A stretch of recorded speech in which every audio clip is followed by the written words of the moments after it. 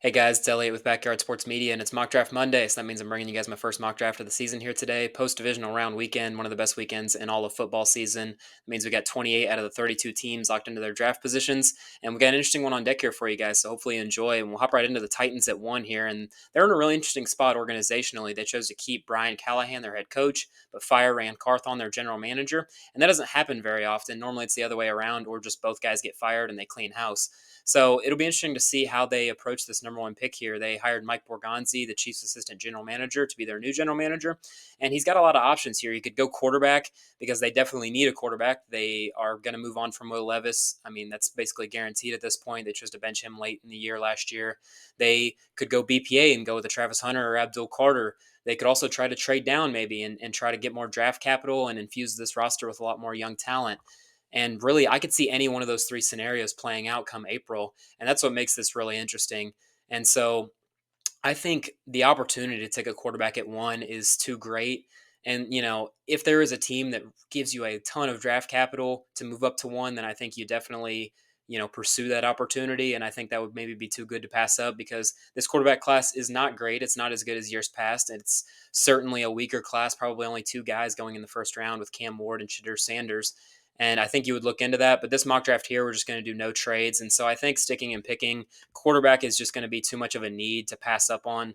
And it's going to be Shadur Sanders out of Colorado here. And going with him over Cam Ward, just because I think if you look back to last season and what went wrong fundamentally between Brian Callahan and Will Levis, Levis just wasn't able to provide any sort of consistency at the quarterback position. There was a lot of ups and downs, and definitely more downs than ups, obviously, which led to his benching late in the year and them choosing to move on from him, at some point this offseason, whether that's through trade or cut, who knows. But I think you look at the two quarterback prospects, Sanders and Ward. I think Sanders would be able to provide more consistency and a higher floor than what Cam Ward will be able to provide. And I think that'll entice Brian Callahan. He just will want to get away from a guy like Will Levis. I'm not saying Cam Ward and Will Levis are one for one prospect comparisons at all. But if you look at the sort of boomer bust mentality that they both play with, I think that might scare Brian Callahan away. And he'll want to go with a more consistent guy here at number one who'll be able to just lead the offense, hopefully not turn the ball over as much. And like I said, just provide more consistency to the position and that he just did not have last year with Levis. And I don't know that he would have that with Ward, at least not in year one. So going Sanders here to the Titans at one and looking at the Browns at two, another team in a really interesting position. Obviously, it's well documented at this point. Deshaun Watson just not able to play at the level of a starting NFL quarterback anymore, really not even to the level of a backup NFL quarterback anymore. And so they're going to have to move on from him in some form or fashion. I don't know what that looks like with his contract because he's obviously got the most unique contract in NFL history, most guaranteed money ever given to an NFL player. And so it's going to be really difficult to move on. And so it's maybe one of those things where he is on the roster next year, but he's not going to play. I mean, even if he was healthy, he's not going to play. And he's not healthy because it's rumored that he re ruptured his Achilles and might not even be able to play at all next year. But it really doesn't even matter because, like I said, even if he's completely healthy, I don't think he's the kind of player that you want starting at your quarterback position for the whole season. And he's just probably not going to be in this league much longer. And that's just the truth of it, with based off of his contract and his level of play and his injury history, it's just not going to work out anymore. And the Browns obviously are going to have to look for a quarterback then. They're going to have to either look through free agent market or drafting a guy here at number two.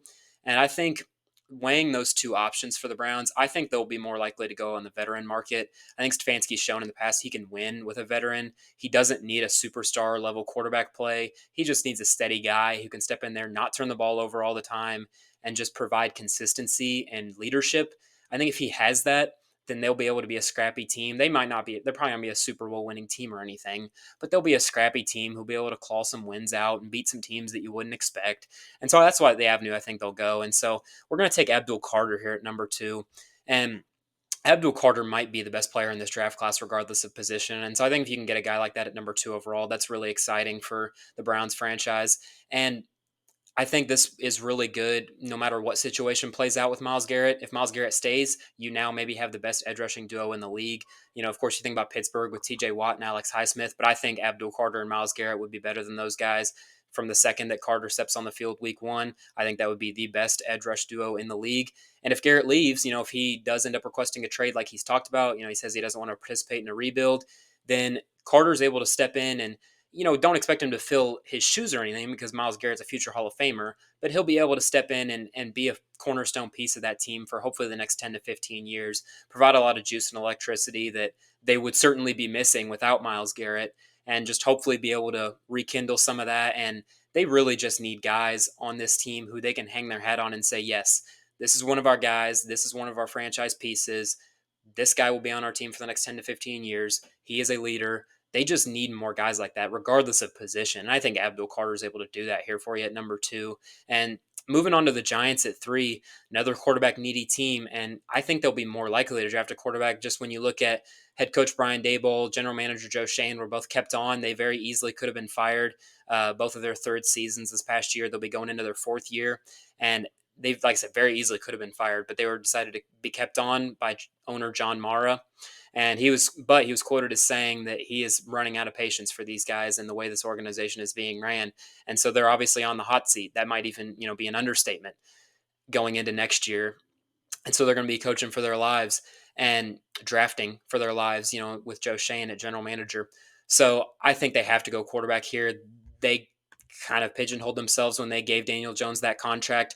This is finally a chance to get out of that by drafting a guy here, and I think it's going to be Cam Ward. I don't see any other quarterbacks going round 1. It's going to be Shedeur and Cam, and that'll most likely be all. And I think Brian Daboll will look at a guy like Cam Ward and be really excited about his upside because he does have by far the highest ceiling in this draft class, but he also has a lower floor than probably what you would like at pick number 3, and so he'll have a lot to work on. And I think if you're a Giants fan, don't expect too much early. Which will be interesting to see if they do struggle early, how that looks, and does Brian Daboll get fired midseason? Who knows? Um, I think Daboll should be given a chance. That's just my 2 cents, and I think especially let him get his own quarterback that he can draft and develop.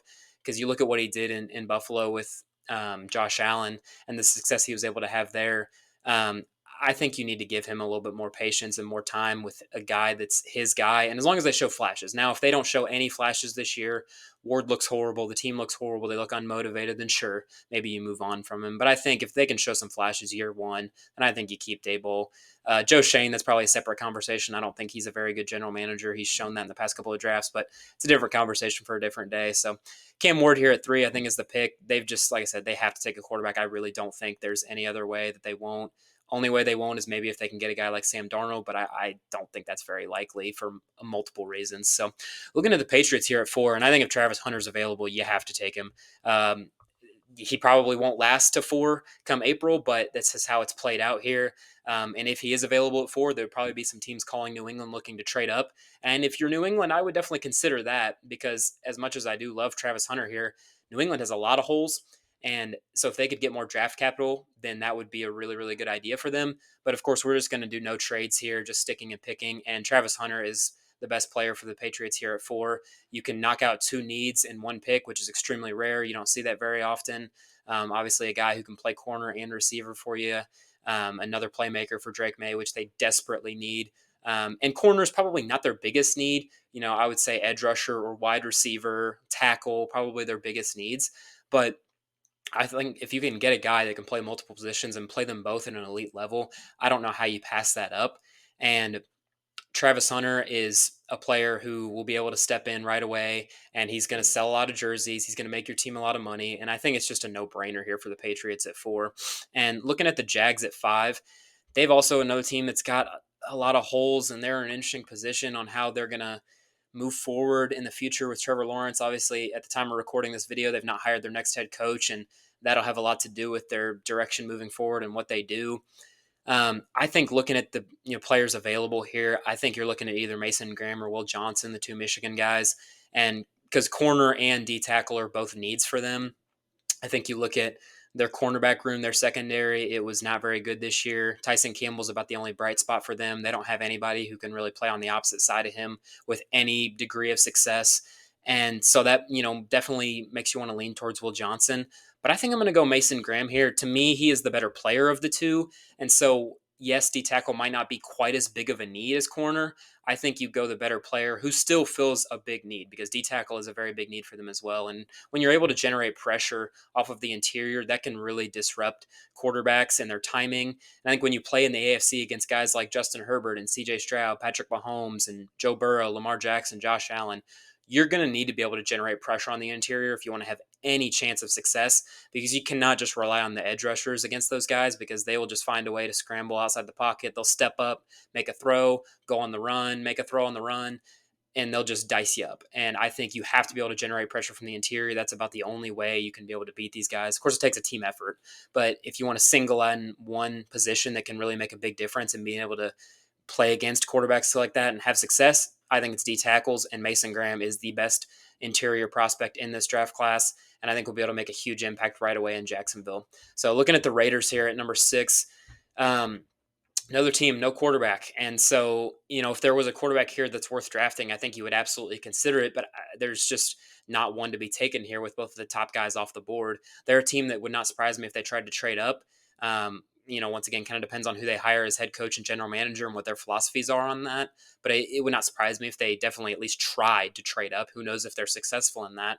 But in this instance, they're not successful. We're just going to stick and pick here at 6. And I think you could definitely go either Teteroa McMillan or Ashton Genty. I think this is the first pick where Genty could go off the board. Normally you don't see running backs go this early, but when you've got a generational prospect like Ashton Genty, there is definitely a possibility that he goes highly. And he's even a guy who maybe teams might want to try to trade up for because he is just that good of a prospect. I'm going to go Teteroa McMillan, though. I think it makes the most sense here. When you look at their receiver room, it is just void of talent. They've got Jacoby Myers, who I like, but he's not getting any younger. And he also doesn't play on the outside. He's more of a slot, maybe kind of a Z receiver. You need a true X on the outside. Of course, you traded away Devontae Adams, and I don't disagree with that decision. He definitely seemed like he didn't want to be there, and he was, getting up there in age as well. And so I think if you can draft an X guy to replace him, and don't think of Teteroa McMillan and Devontae Adams as similar type players, but they just play the same position on the field. But Teteroa McMillan can step in right away no matter who their quarterback is, and he can help them out tremendously. He can make the quarterback look so much better with all the contested catches he'll be able to make. He's got a huge frame at, I believe, he's 6'5", like 215 or so. 6'5", 212. And so he'll be able to step in right away and make whatever quarterback that is, Aiden O'Connell, a veteran, a guy you draft in the second or third round, whoever, he'll make them look better, I promise. He is a very, very, very good receiver prospect, got the ideal size, speed for the position. And like I said, the contested catches he'll be able to make will make whatever quarterback that is look quite a bit better. So looking at the Jets here at 7, probably another quarterback needy team, depending on how they approach the Aaron Rodgers situation. Nobody really knows what he's going to do. He might retire. He might go to another team. He might choose to stay. It's going to be really, really interesting. He said he's open to mentoring a quarterback. I think he's probably just saying that so teams might be more willing to sign him or trade for him, or the Jets, more willing to keep him. Because I think if he's not willing to mentor a quarterback, I don't think any team would want him because he's not old enough, or he's too old, excuse me, that you can't have just him on the roster. You need a younger quarterback on the roster as well in case of injury and just, going into the 2026 season, because Rodgers probably just has maybe 1-2 years at most left in him. So if that, he might just call it quits here and now. And so the Jets are another quarterback needy team, but like I said, with the Raiders, there's just not a guy here to take. And I think you look at what they need. Secondary, certainly a thing to consider. So Will Johnson and I think Malachi Starks as well, both could be considered at pick 7 here. I know Starks plays safety, not quite as valuable of a position, but he's such a good prospect that he could definitely go here at 7, especially with his ability to play deep safety, play in the box, play in nickel as well. I think he's somebody who could be drafted higher than what people might think of a normal safety. But we're going to go Will Johnson here. Best corner prospect in the class, true corner, I'll say. Travis Hunter is, kind of an exception, not counting him as like a corner or a receiver. But, looking past Travis Hunter, he's the best true corner in this class. Will Johnson is. He's got great length and size for the position. He plays the way that you want to. Of course, there is a little bit of concern. He had some injury troubles, towards the end of this past season, but I don't think it's anything that's going to be, a big enough deal where a team's going to be scared away from drafting him, at pick 7, 8, 9, these picks are here. Team might not take him at 3 or 4, but I think I don't think teams are going to be scared away from drafting him here at the back end of the top 10, just because of those injuries he had. I don't think it was anything that was extreme. It's not ACL or Achilles or things like that, or concussion problems. It was more just lingering issues here and there. And so I think he'll be okay to be drafted in the top 10. And he'd be a great player for the Jets, can step in and play alongside Sauce Gardner, and hopefully help Sauce Gardner rise back to the level he was 2 years ago. Sauce Gardner had a down year this year, but of course was playing at an all pro level his rookie year and his second year. And so maybe Will Johnson will be able to help him get back to that. And got teams won't be able to they won't be able to look at one side or the other and say, oh, we can attack this side or we can attack this side when you've got Sauce Gardner and Will Johnson. And I think that'll provide a lot of electricity for this Jets defense and be able to put them in the right direction going forward, no matter who they hire as their head coach. So looking at the Panthers here at 8, I think this was obviously a team that beginning of the year, definitely most people thought could be a quarterback needy team. And I think Bryce Young showed you enough late in the year that you don't need to draft one. But they do need to draft defense. They absolutely have to draft defense. And for me, it's going to be Jalen Walker here, linebacker out of Georgia, but more so an edge rusher. He's listed as a linebacker here on PFF and on Georgia's roster, but he is mainly an edge rusher, can play some off ball linebacker for you. And I think that'd be really valuable for the Panthers because they have needs really at all three levels. When you look at secondary, linebackers, and D line, they need help at all three. And so I think if you can get a guy who can step in and rush the passer right away, but also step back and play off the ball, that'll be really valuable for them and provides help at two levels. And like I said with Travis Hunter, you don't often get a guy who can help you out in two different ways. And so if you're able to do that for the Panthers, who just desperately need talent on the defensive side of the ball, they need to be able to stop the run, stop the pass. They really couldn't do much of anything this year. If they had a better defense, you probably would have seen them win a couple more games. And so I think if you can improve the defense going into next year, they could be a sneaky team. NFC South's a weak division. And I think, they could be a team that might surprise some people next year. Maybe end up winning that division. Who knows? They might be able to dethrone Tampa Bay. So another NFC South team here at 9. It's the New Orleans Saints, and this pick for me is going to be first offensive lineman off the board. It's going to be Josh Simmons, tackle from Ohio State. He was having a great year this year before he got hurt in the Oregon game, the first Oregon game that Ohio State played in about week 7 or week 8, and he wasn't able to play the rest of the year. But I think if he would have been able to play, we're talking about him as maybe a top 5 pick in this draft if he was able to stay healthy and not get injured. But I think even with the injury, I don't think teams are going to be scared of taking him, around back end of the top 10 or certainly the early teens. And so Saints take this pick here. They really need help on offensive and defensive line. They just need bodies on both sides. And D line might be more of a need for them, but I'm going to go offensive line here. I think that you look at the defensive linemen that are available. I don't know that there's a guy here that they would want to take at 9 that would fit with their scheme and they would really be excited about. And so I think you take Josh Simmons here, and hopefully you have your 2 tackles of the future here, taking Tailisi Fuanga in the first round of last year's draft and Josh Simmons here. I don't know which one of them would play left tackle and which would play right tackle, but that's something you can figure out, I think, pretty easily. And then you can also slide Trevor Penning into guard, and I think he'd be more successful in that role. You think of like a Mekhi Becton sliding inside to guard and having success for the Philadelphia Eagles. Of course, a lot of that comes from Jeff Stoutland, their great O-line coach, but I think Trevor Penning can have a similar type story and slide inside and have a little bit more success at guard here with this Josh Simmons pick. And Bears at 10, it's going to be another offensive lineman. It's going to be Will Campbell. This is a guy who I think just makes a ton of sense for the Bears. He is able to step in right away, and whether it's at tackle or guard, he's able to provide an upgrade. He's a guy who's got a little bit shorter arms, and so that's why he probably will have to play guard at the next level. Be interesting to see exactly what he measures in at the combine.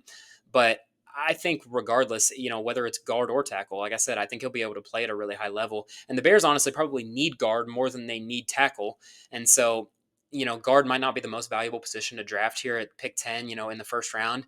But if you can get a guy like this he's probably one of, if not the best offensive lineman prospects in this class when you're just looking overall and not through the scope of one specific position.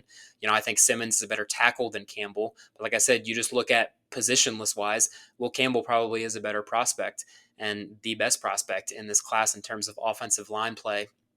And he'll be able to step in right away and provide a lot of juice to this offense. And I think that's something you can't say a whole lot for offensive linemen. You don't expect them to come in and really revitalize the spirit of an offense. You normally see quarterbacks are doing that and receivers and running backs. You don't see linemen do that. But I think Will Campbell's a guy that can do that. If you just listen to him talk, watch the way he plays, this is a guy who I think will be able to lift up that Bears offense, hopefully to new heights.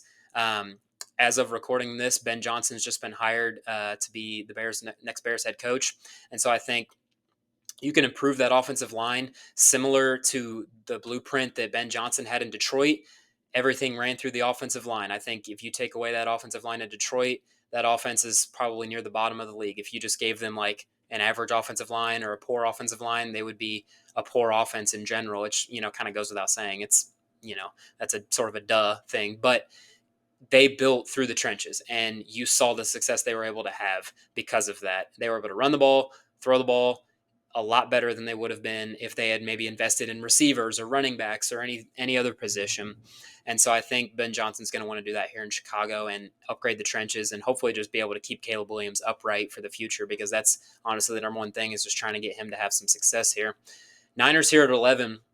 It's going to be another offensive lineman here. We've got a little bit of a run going on him. It's going to be Kelvin Banks, University of Texas. This is another guy who might play guard at the next level, but I think he'll have longer arms than Campbell, and so he'll probably be able to stick at tackle. I'm envisioning with this pick, maybe he plays guard in year one for San Francisco, and then after Trent Williams retires, able to kick out to left tackle and be your franchise left tackle, hopefully a cornerstone piece for the next 10 to 15 years. I think you'd be really excited about that as Niners fans. And who knows, maybe Trent Williams plays longer than that and Banks is able to just play guard, and who knows, maybe he just plays guard for the rest of his career. Who knows? But I think a guy who can bring versatility, kind of like Campbell, that's really valuable. I think teams value that, being able to, in a pinch, injuries happen all the time, especially offensive line. These are big dudes. They can constantly just get tripped up and boom, there's an injury. Being able to slide out to guard or slide over to the other side, slide out to tackle, slide to the other side guard, you go opposite side tackle, being able to play multiple positions on the offensive line is a really valuable thing. And I think the Niners will value that a lot here at pick 11, and that's going to be the pick here. So looking at 12 with the Cowboys, it's going to be Ashton Jeanty. This is a guy who's been mocked here in just about everybody's mock draft, and I think it's for a good reason. I think it just makes a lot of sense.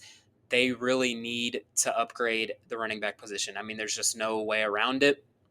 You look at Rico Dowdle, no disrespect to him. I think he had a good year, but I think you just need to have a guy who can be more dependable, who can be just provide more electricity at the position and provide more big plays that they just did not have in this offense this year.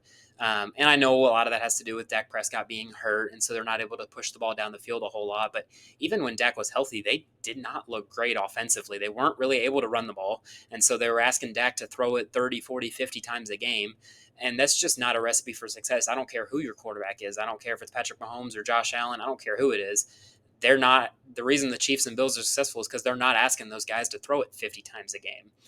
And so if you're the Cowboys here, if you can get a guy who can step in and be a bell cow right away at the running back position, Jeanty might be one of the best running back prospects we've seen in quite some time. I mean, we're talking about, maybe since Adrian Peterson in terms of like when the last time we had a running back prospect this good. Of course, I know Bijan Robinson went in the top 10 not too long ago, but I think Jeanty's a better prospect than he is. And I think he'll be able to show that right away. He's a guy who could step in and be a 1,200-yard rusher, maybe a 1,500-yard rusher right away as a rookie. And I think the value for that, especially now in the NFL, is a lot higher than what it used to be. We're leaning more towards the run game than what we used to be. The league is a more run-heavy league. Obviously, you're seeing guys like Saquon and Josh Jacobs and Derrick Henry making a huge impact on their offenses and propelling them to heights that they had not previously been to. And I think the Cowboys are going to want to try to, kind of get a piece of that, try to replicate that a little bit here with Ashton Jeanty. So looking at pick 13 with the Dolphins, it's going to be Malachi Starks, another guy who plays maybe a less valuable position, some people might say, at safety, but this is a guy like Jeanty who is a very, very, very good prospect and makes him worthy of being drafted in the first round for sure. And he's a guy who's got ideal size for the position, 6'2", 205, can play deep safety, can play down, strong safety, can play in the box as well, maybe on obvious passing downs, and can play in the nickel as well. I think that's going to be really valuable for the Dolphins, who are probably going to be losing Javon Holland to free agency. I don't know that they'll be able to have the money to re-sign him with the money they're giving out to Jalen Waddle and Tyreek Hill, Tua Tagovailoa. I don't know how they'll be able to pay Javon Holland. And of course, safety being a less valuable position, they probably just won't be able to and won't make an effort to. They'll probably put their resources into other positions. And so, in terms of free agency, and so when you look at the draft here, if Malachi Starks is available, I think it's a great pick and a guy who's able to upgrade the ceiling of your defense and just be another one of those cornerstone players who hopefully you can rely on for a really long time. And that's, of course, what you're always trying to get out of a first round pick. You're trying to get a guy who you can really hang your hat on and say this is one of the captains of our team. And I think Starks will be able to do that. He was a really good player on a Georgia defense that had a lot of NFL talent, but you watch them play and he still popped out even despite playing with a bunch of other really good players on that defense. And looking at the Colts here at 14, there'd be a team that definitely could take Starks if he was available, but he goes the pick right beforehand. I think for me here, it's going to be Tyler Warren. They have needed a tight end for what feels like forever. Of course, they had Mo Alley Cox for a while, and he was serviceable for a number of years. But I think if they can get an elite level player at that position, you can maybe help Anthony Richardson's development. Maybe at the very least, just be able to evaluate him better and see what you have in him. Because I think if you draft a guy like Tyler Warren, you're going into next year with now Tyler Warren, Jonathan Taylor, Michael Pittman Jr., uh, A.D. Mitchell, and a pretty good O line as well. And so if he's not able to have success next year, then you're probably looking at moving on from Anthony Richardson. And so Tyler Warren is just, you just watch a Penn State game and you're just like, that is just a football player. I mean, it's one of those guys you just describe as just a football player. He's a guy who's lined up all over the field, wildcat quarterback, running back, inline tight end, move tight end, slot. He's out at the X, Z. I mean, he's everywhere. And so he even lined up at center one play, against USC and ended up catching a pass from there. And so it'd be interesting to see, if the Colts or whatever team drafts him ends up using him in that way. That'll be a really fun storyline to kind of keep track of. But I think even if they just use him as a traditional tight end, he's able to step in and elevate the ceiling of this offense and the floor as well, and just be able to be a really steady player. He's a great run blocker, makes a lot of contested catches, and when you combine those two things, you're looking at a guy like George Kittle, who's one of the best tight ends in the league, and you're looking at a guy like Tyler Warren here, who's going to be a first round pick for sure, even at a lesser valued position like tight end. So looking at the Falcons here at 15, definitely going to be on defense for them. I think they've got enough pieces offensively that they can be fine. Maybe they target a little bit later in the draft, but for me, it's going to be Jahad Campbell out of Alabama. This is a guy who, if you we talked about Jalen Walker earlier, rushing the passer and playing off the ball. Jahad Campbell's sort of the inverse of that. He is primarily off the ball, but in certain downs can certainly rush the passer as well. And I think they'll be really valuable for this Falcons defense, who needs edge rusher help, but also needs off ball help. I know they've got Caden Ellis, their middle linebacker, and he's a great player, but he's probably 28 or 29 at this point. I don't know that you can rely on him for an extremely long amount of time. And even if you want to keep him around and still make him a big piece of your defense, you got to have two linebackers on the field pretty much at all times, if not three or four. And so Jahad Campbell's going to be a great player. He's got great size. I mean, he is a freak athlete. I know that term gets thrown around a lot, but he's 6'3", 244. But he can go out there and run with running backs, tight ends, maybe even some receivers with the speed he's got. He can truly be sideline to sideline, and that'll be really valuable for this Falcons defense. And like I said, also step in and rush the passer a little bit. And when you can have a guy that can do both of those things, hopefully at a high level for you, that's a great pick here in the middle of the first round. Looking at the Cardinals at 16, it's going to be Armand Membu, the tackle from Missouri. Looking at the direction of this franchise, they could go a lot of different ways. I think defensively they are lacking quite a bit of talent, and so this could definitely be a defensive player, really at any three level. It could be secondary, could be linebacker, could be D line. But we're going to go Armand Membu here. I think he's able to step in and maybe he's at right tackle right away as a rookie. Maybe he plays guard and then kicks out to kicks out to tackle after 3 or 4 years. But I think this is a guy who's able to step in and instantly raise the floor of this offense. He's a guy, looking at his size, 6'3", 314, you might not think traditional tackle, but he's reportedly going to have long enough arms to be able to stick and play tackle at the NFL level. And so, and he's one of those guys, because of his size, he's going to be a lot more athletic than other tackles, and he'll be able to stick with some of these lighter, faster DNs that we see in the NFL. These guys like the Nolan Smiths and, James Pierce Jr. right here for Tennessee. Some of these other guys who are lighter, he'll be able to stick with these guys really well that, a tackle that's maybe 6'7", 6'8", 350 pounds probably wouldn't have the ability to stick with. And so Membu, he'll be able to step in right away. Great athlete, on the offensive line. I think that's really valuable for them. And they need help at guard and tackle, the Cardinals do. And so this will be a great pick for the Cardinals franchise here. Hopefully able to help that offense and help Kyler Murray, regain some of his form from a couple years ago when he was, kind of looking like the MVP. That was been 5 years ago now at this point. But, if you're able to surround him with some more pieces, then you can further evaluate Kyler Murray and see if that's your long term quarterback or not, hopefully. Bengals here at 17, it's going to be Nick Scorton for me. It absolutely has to be a defensive player, I think. I don't see how it would be anything else. Um, Nick Scorton, he has got great size for the position. Let's see, I believe he's about 6'6", 290. Sorry, 6'4", 285. I was thinking of Shamar Stewart, the other Texas A&M defensive end, but he's got great size. But if you watch him, he moves really well for 285 pounds.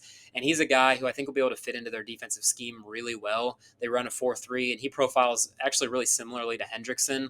And I think he'll be able to step alongside Hendrickson and be able to play at a high level. You look at their defense this year, and Trey Hendrickson was the only bright spot for them. They really had nobody else on that defense who was able to provide much of anything.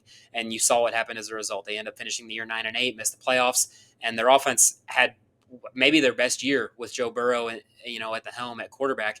But yet they still missed the playoffs, and that shows you how important defense is in this football league. And they could really draft at all three levels. But I think you've got enough young players in the secondary for Cincinnati that hopefully those guys can develop. You've got Dax Hill and Cam Taylor-Britt and some of these other guys, and you hope those guys can develop. I don't know if they'll be able to. None of them have showed like extreme talent that you can say, yeah, that's a really great player for us. But I think you give them another year, maybe. Maybe you take a guy in third, fourth round or something. But I think first round, it's got to be help along that D line. Maybe you could go offensive line because their offensive line was, surprise, surprise, once again, not very good. It's not been good the whole time they've had Joe Burrow at quarterback, and that's been part of the reason for their shortcomings as well. But I think you have to attack the defensive side of the ball here, and Nick Scorton, I think, would be a great pick for this Cincinnati team. So looking at the Seahawks here at 18, going to be another edge rusher here. It's going to be Mykel Williams out of the University of Georgia. This is a guy who I think would fit in really, really well with Mike Macdonald's defense. I think this is a guy who would just fit ideally with what he is looking for at the position. Mike Macdonald, before he got to Seattle as the head coach, was the defensive coordinator with the Ravens. And you look at some of the guys that they've tried to draft over the past couple of years and sign in free agency. I think Mykel Williams can step in and be a similar guy like that and be a great piece for this defense. He's 6'5", 265, so kind of similar to, Travon Walker in terms of how he athletically profiles and physically profiles. Not the exact same player. And of course, I'm not just saying that because they both went to the University of Georgia, but they really are similar players, in terms of physically and athletically. And you watch him play, he's able to step in and play really well against the run game. And I think that'll be able to translate in the NFL as well. You'd like to see him maybe improve slightly rushing the passer. But I think with his athletic build and with Mike Macdonald as their defensive play caller, I think he'll be able to develop him and, maybe become one of the better edge rushers in this league. So looking at the Buccaneers here at 19, it's going to be James Pierce Jr. I think this would be an ideal fit for Tampa Bay. This would be a guy who can step in right away, play alongside Yaya Diaby on the other side. And James Pierce Jr. could be a guy who steps in, this guy, maybe, 5, 7, maybe even 10 sacks as a rookie. I think in this defense, I think that could be something that would certainly be possible for James Pierce Jr. here. I think maybe other teams, he might not get that opportunity, but I think the Buccaneers already have a pretty good D line, and they're just kind of missing one last piece there, with their opposite edge rusher from Yaya Diaby. And so I think James Pierce Jr. would be a great player here, great fit. Might end up being one of the better players in this draft. Certainly before this college football season started, he was definitely touted as, top 5 pick, maybe even number 1 overall pick, but had a slow start to the year, and that really hurt his draft stock, but was able to rebound a lot later in the year. And I think he could still be a really, really great player. And he's got the athleticism that you covet at the position. And Tampa Bay would love a player like this to input into their defense. Todd Bowles would love a guy like this to be able to get a lot of production, a lot of sacks, hopefully early in his career. And this is a guy who I think like I said, within this defense, he would be able to hopefully wreak havoc for you as, teams would be focusing on Vita Vea and Yaya Diaby and Chris Braswell and some of these other guys on their defense. And James Pierce Jr. can hopefully step in as a rookie and make a huge impact for them. Looking at the Broncos here at 20, for me, it's going to be Luther Burden, receiver out of Missouri. They just need to get Bo Nix more playmakers, whether that's a receiver. If Ashton Genty slides to pick 20 here, I think that could certainly be the pick. Whether it's a tight end like a Tyler Warren, if he slides, or Colston Loveland, I could see any one of those players, but they just need to get playmakers on this offense for Bo Nix. I think what they were able to do this year for with Denver was they were able to surprise a lot of people, but now they've got a full year of tape, and these defenses are going to come in knowing what to expect. And I'm not saying they won't be able to have the same success next year. I'm just saying you need to start to evolve and add in some more talent. And that's what Luther Burden's going to be able to do here for you. He could play at the Z, he can play at the slot, he can even maybe play at the X as well. And you can kind of move him around in this offense, and it'd be a really exciting piece for Sean Payton to use. And I know Sean Payton would get the most out of him because Sean Payton's, of course, one of the best play callers in this league, one of the best coaches in this league. And I think this would be a great pick for Luther Burden, and Bo Nix would be able to probably put up a lot of numbers next year. Luther Burden could certainly be Offensive Rookie of the Year candidate if he was able to go to Denver, and would be able to get a lot of targets, a lot of catches, a lot of yards. And so that'd be a really exciting fit here. And so looking at 21 for the Pittsburgh Steelers, a lot of people have mocked receiver here, and I certainly agree that that is a huge need for them. But I think if you look at their drafting history, that's just not something that they generally draft. And so for me, it's going to be Jahdae Barron, the corner from Texas. This is a guy who can hopefully step in. He can play in the nickel. He could play in the boundary. He could play. He's even played safety at Texas, and I think he could do all three of those at the NFL level. I think they certainly could use help. Steelers could use help in the nickel and on the boundary, opposite of Joey Porter Jr. And so this is a guy who I think could do either one of those. I'm not sure what he would play best. Probably would play best in the nickel, and so that might not be quite as valuable. You don't want to take a nickel corner in round one. Some teams might shy away from doing that. But I think in this league, you've got nickel corners on the field most of the time. Nowadays with the way formations are, I know teams are running the ball a lot more, this year compared to past years, but teams are still lining up in shotgun, putting three receivers out there. So you're going to have three corners out there. And I think drafting a nickel in round one, especially back end round one, is not something that, you should just scoff at and think that I'm never going to do that and it's not valuable. I think Jahdae Barron can step in and play nickel at a really high level for the Steelers defense, who just kind of needs an infusion of youth as well. They've got Joey Porter Jr., but outside of that, they need some more youth. They've also got Peyton Wilson, and so this could be an exciting pick here. Like I said, receiver, I would understand. And if they drafted one, I would fully get that. That's probably their biggest need. But based off of their draft history, they normally don't do that. Them and kind of the Green Bay Packers, two teams that just don't take receiver, even when it makes sense for them to do so, they just don't do it. And so I'm going to go Jahdae Barron here. Looking at the Chargers here at pick 22, this is going to be Kenneth Grant here. And of course, great storyline. Jim Harbaugh is able to draft a guy that he recruited at the University of Michigan, and Kenneth Grant is a guy, he could certainly go higher than pick 22 here. I mean, he's 6'3", 340, but you turn on the tape, you watch a Michigan game, and this is a guy who is catching up to people who are 100 pounds lighter than he is. I mean, he is running down running backs and quarterbacks and receivers. He's chasing them down the field and he's catching up to them. And it's just like something I've never personally seen before with a guy that's that size. And the way he's able to play, he's able to provide a lot of value for you. And of course, him being that size, he can, of course, be a space eater and help in the run game, with the Chargers need help with. They've got Poona Ford, but he's getting up there in age now.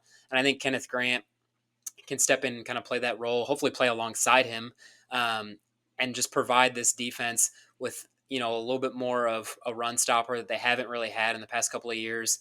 And this is also just a freak athletically who can also provide juice in the pass game as well and rush the passer, even at 340 pounds. So this would be a great pick. I think Jim Harbaugh would absolutely love to get a guy like this.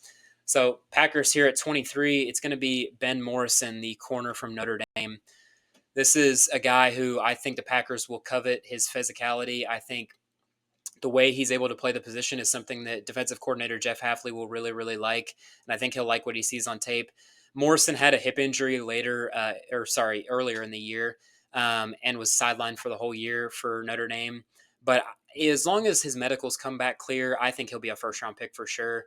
If there's some weird things going on with some x-rays and MRIs and teams get scared away, he could definitely slide because we've seen that before. We've seen guys slide way further than what we would have expected. You think back a couple years ago, Nakobe Dean was potentially a late first round pick, ends up sliding all the way to the middle of the third round to the Eagles, and now is a really great linebacker for them. But come to find out, he slid because of injury concerns from other teams and things. So Morrison could certainly slide, but I think as long as his medicals check out, he's certainly a first round corner. And if he hadn't had that injury, he's probably a top 15 player in this class. But I think this is Packers could go Savone Ravel here, the corner from East Carolina. He's got great length. He's a little taller than Morrison, and I think his long arms would do him really well in press coverage, which is what the Packers run a lot of. But I think Morrison's physicality is going to get him drafted here to Green Bay, and that's going to be something they really, really like. Obviously, you look at Jair Alexander and the physicality he's able to provide. He's not the biggest corner out there. He's not as big as, Sauce Gardner and some of these other bigger corners in the league.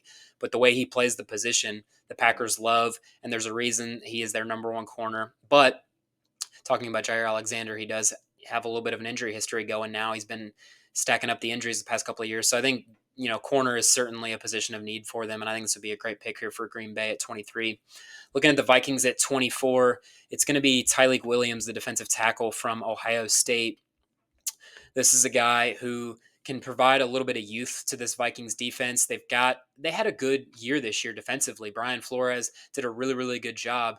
And I think that's, when you look at their team and try to evaluate their season, it's hard to say how much of it was Flores and how much of it was the talent on their defense. I tend to think that a lot of it was Brian Flores, and they could definitely stand to add some more talent. And if he's still their defensive coordinator next year, if he doesn't get a head coaching job anywhere, then I think, adding some more talent, some more youth to this defense, and they can end up being one of the, if not the best defense in the league.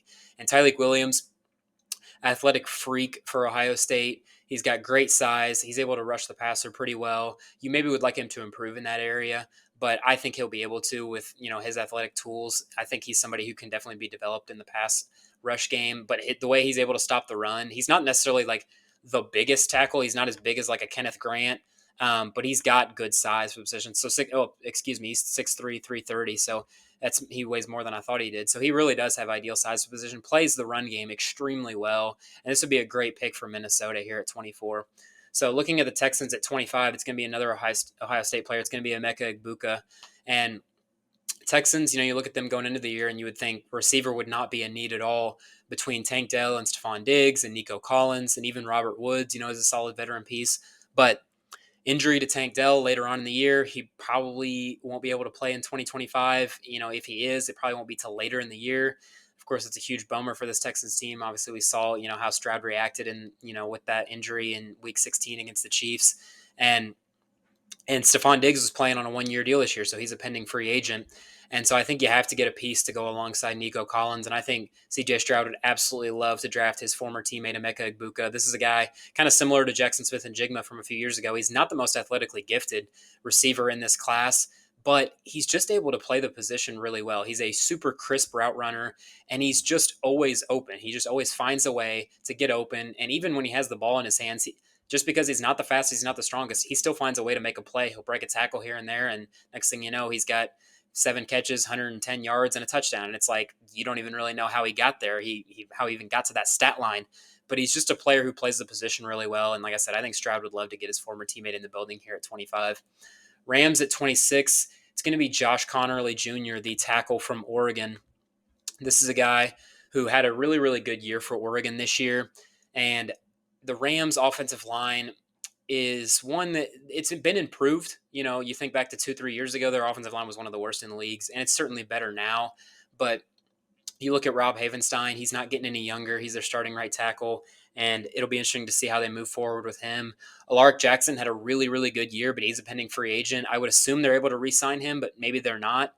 Even if they are, I think still taking Conerly would be a really, really great pick.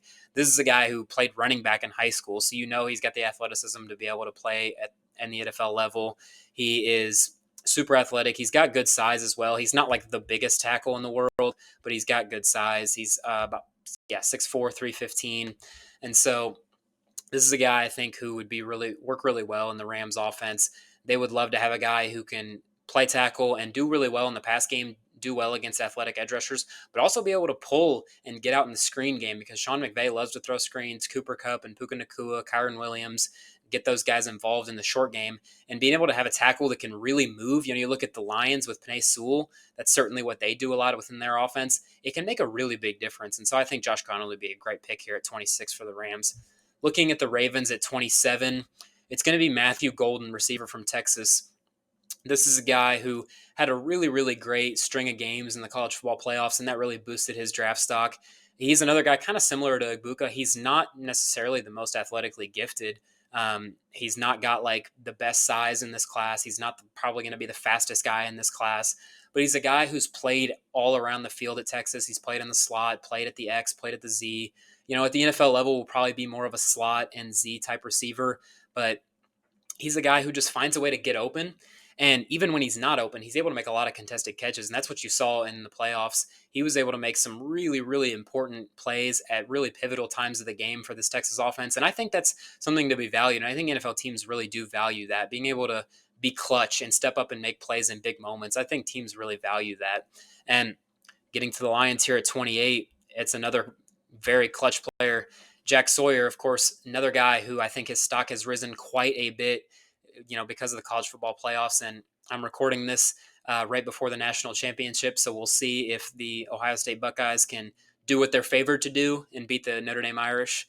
And so Jack Sawyer, though, here, he's a guy who's not the most physically imposing defensive end. He is not a guy who's going to win with speed all the time. He's not got the craziest repertoire of pass moves, but he is a guy who can step in and he just knows how to win. Like, both as a team, he knows how to be a leader on a team and win as a team, but he also just knows how to win the one-on-ones. You look at it and you're like, not, like I said, not the fastest, not the strongest, not got the craziest pass moves, but he just always finds a way to win, and he always finds a way to make a play at the right time.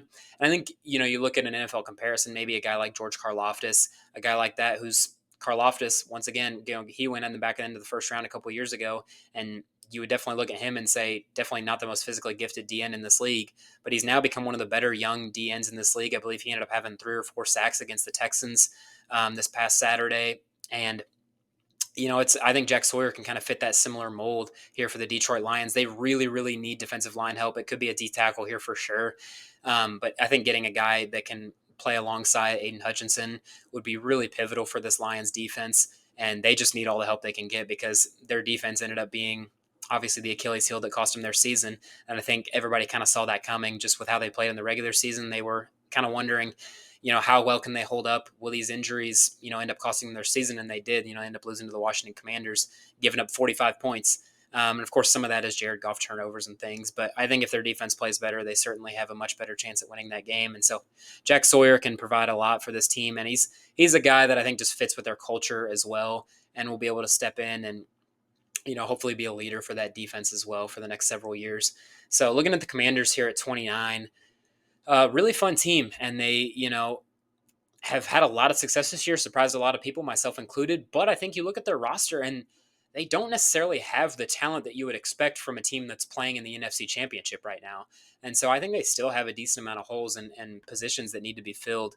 I think one of those being corner, and it's going to be Savone Ravel, the corner from East Carolina. I think this is a guy who you just look at what Dan Quinn covets the position, and I think this is certainly a guy who fits what he is looking for. Long arms, super lanky. He's tall. He's got, he's going to be in the upper percentile in terms of size for the position. He's able to play in the press really, really well, which, makes sense with his long arms. And so I think he'll be able to step in and hopefully play alongside Lattimore. Lattimore kind of struggled towards the end of this year, and so it'll be interesting to see how they move forward with him. But they traded for him, so I'm sure they'll give him some more time and some more patience to be able to step in and make some plays for them. But I think Savone Ravel will be able to help this defense quite a bit and hopefully allow teams to not have, they won't be able to target one side of the field or the other with having Lattimore and Savone Ravel, Jeremy Chin as well, on the back end. This could start to look like a really, really good young defense for the Commanders. And Dan Quinn's a guy who, even without a lot of talent on the defensive side of the ball, he's always going to have those guys ready to play, and he's going to have those guys playing their absolute best football as as they've shown this year so far. So Bills at 30.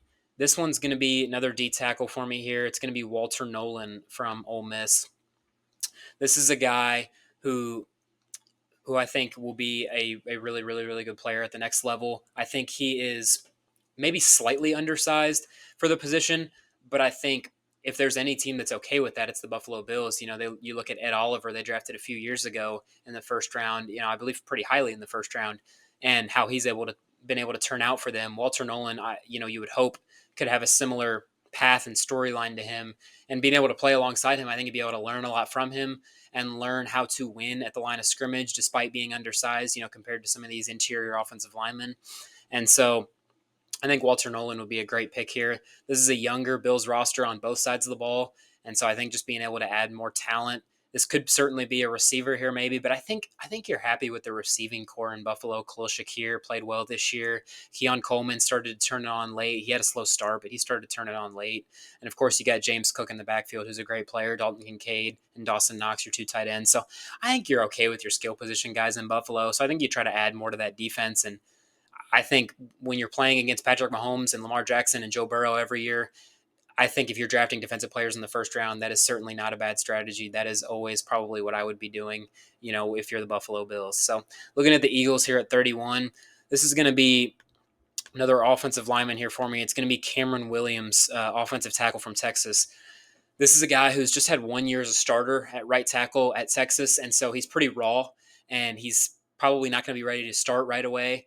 And so, but I think what better this would be an ideal team fit for him, in terms of if he could look at all 32 teams and say, what is the best team for me? I think he would say the Eagles for sure. This is a team where he would not have to start right away. You got Lane Johnson at right tackle, Jordan Mailata at left tackle, and they've just got a great overall O line. Of course, you got Jeff Stoutland, their offensive line coach. And I think if you can just have Jeff Stoutland coach him up. This is another kind of project for Stoutland. Of course, he's had different guys over the years. He had Mailata, who he turned now in from a 7th round pick into a superstar. Took kind of Mekhi Becton, who was discarded by the Jets, and now has turned him into a really, really good guard, probably a Pro Bowler. And I think this is, Cameron Williams can hopefully have a similar type story. He, like I said, is not super polished, but he's got great size. You look back to the other guys that I just mentioned, Mailata and Mekhi Becton. The common denominator is, of course, they've got great size for position. Cameron Williams has that absolutely, and I think Jeff Stoutland will be able to coach him up and hopefully turn him into the next great Eagles tackle, for this Eagles franchise. Is seemingly what they always find a way to do. They draft a defensive lineman or an offensive lineman, and they let him sit for a year or two, and then next thing you know, boom, they're a Pro Bowler in their first year of starting. That's just how it works in Philadelphia, and I see that continuing here. Chiefs at 32, it's going to be Shamar Stewart, the other defensive end from the University of Texas A&M. Great size, super athletic. This guy could play on the interior or on the edge. I think would be really, really valuable for this Chiefs defense, who could potentially lose Tershawn Wharton, their defensive tackle, on the interior, so he could step in and maybe fill some reps there. He also will be able to play on the edge opposite George Karlaftis, and I think that'd be a really great pick for them. So hopefully you guys enjoyed this mock draft 1.0 post-divisional round. If you didn't like it, hit the comments. Let me know why. If you did like it, like the video, subscribe, and I'll be seeing you guys next time.